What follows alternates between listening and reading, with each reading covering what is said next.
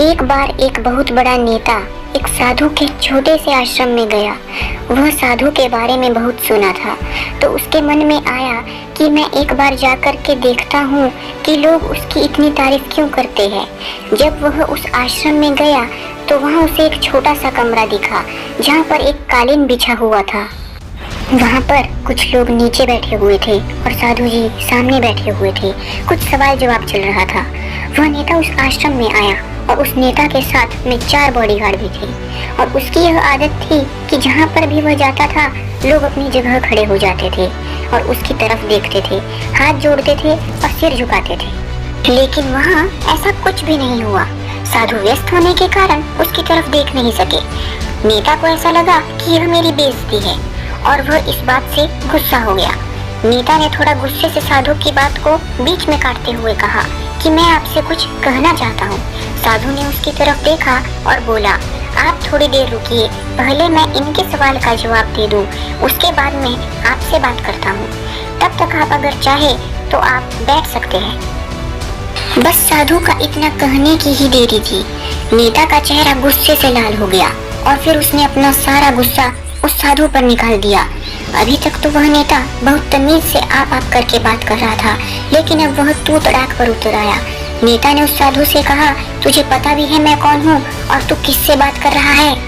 साधु ने उसकी तरफ देखा और कहा, मुझे इससे कोई फर्क नहीं पड़ता कि आप कौन हैं, लेकिन आप जो कोई भी है, अगर आप चाहते हैं कि मैं आपके सवाल का जवाब दूं या आपसे बात करूं, तो आपको कुछ देर रुकना होगा। और साधु की यह बात कहते ही नेता गुस्से से पागल हो गया और वही सबके सामने चीखने चिल्लाने लग गया। अब मैं तुझे तेरी असली औकात दिखाऊंगा। तूने मुझसे पंगा लेकर ठीक नहीं किया। तुझे पता भी है मैं तेरे बारे में क्या सोचता हूँ। साधु ने फिर से नेता की तरफ देखा और बड़े ही प्रेम से कहा कि मुझे इससे कोई फर्क नहीं पड़ता कि आप मेरे बारे में क्या सोचते हैं। आप जो चाहे वह मेरे बारे में सोच सकते हैं। फिर नेता ने उससे कहा कि तू चाहे सुनना चाहता है या नहीं, लेकिन मैं तुझे यही सबके सामने बताऊंगा कि मैं तेरे बारे में क्या सोचता हूँ। तू कोई साधु नहीं है, तू एक बहुत ही घटिया इंसान है और तू एक ढोंगी है, पाखंडी है और यहाँ पर जितने भी लोग बैठे हैं उन सबको बेवकूफ बना रहा है। तेरा बस एक ही मकसद है, इन लोगों की जेब में जितना भी पैसा है वह तेरे पास में आ जाए। तू अपने फायदे के लिए इन लोगों का इस्तेमाल कर रहा है और अब मैं तुझे नहीं छोड़ने वाला हूँ। पूरी दुनिया के सामने तेरा पर्दाफाश करके रहूंगा। लेकिन उसके इतना बोलने के बाद भी हल्की सी मुस्कान उस साधु के चेहरे पर बनी ही रही। यह देखकर वह और भी तिलमिला गया और उसने कहा, अब बहुत हो गया, अब मैं यहाँ 1 मिनट भी नहीं रुकने वाला। लेकिन अभी भी तेरे पास मौका है। अगर तुझे मुझसे माफी मांगनी है या मुझसे कुछ कहना है तो कह सकते हो। इतना सब होने के बाद भी साधु के चेहरे पर एक मुस्कान थी और वह बिल्कुल शांत था। और फिर उन्होंने अपनी आंखें बंद करी और फिर साधु ने अपनी आंखें खोली, हाथ जोड़े और कहा कि मुझे आपसे कोई गिला शिकवा नहीं है।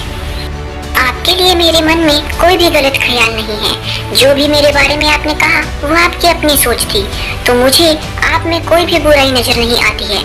मुझे आप बहुत ही बड़े इंसान लग रहे हैं। और साधु के इतना कहते ही नेताजी का दिमाग 7वें आसमान पर था। अब नेता के चेहरे पर एक अजीब सी खुशी थी, क्योंकि उस साधु ने वही कहा जो बाकी सब लोग उस नेता को कहते हैं। और वह खुशी खुशी उस आश्रम से अपने घर की तरफ चला गया और जा करके अपने पिता के साथ में बैठ गया। उसके पिताजी ध्यान में थे। उन्होंने पूरी जिंदगी सिर्फ लोगों की सेवा करी और बदले में कुछ भी उम्मीद नहीं किया। तो थोड़ी देर बाद जब उन्होंने अपनी आंखें खोली और देखा अपने बेटे को अपने साथ बैठे हुए, तो उनके बेटे के चेहरे पर आज एक अजीब सी खुशी थी जो आज से पहले उन्होंने कभी नहीं देखी थी। फिर उसने एक एक करके सब कुछ बताया कि आज क्या हुआ, किस तरह से वो आश्रम गया और वहाँ पर क्या हुआ, उसने क्या कहा और साधु जी ने क्या कहा। जब उसके पिताजी ने पूरी बात सुनी तो थोड़ा सा मुस्कुराए और अपने बेटे को देख करके बोले कि उन्होंने तुम्हारी तारीफ नहीं करी, क्योंकि उन्होंने वह नहीं कहा कि जो तुम हो, उन्होंने वह कहा कि जो वह खुद है।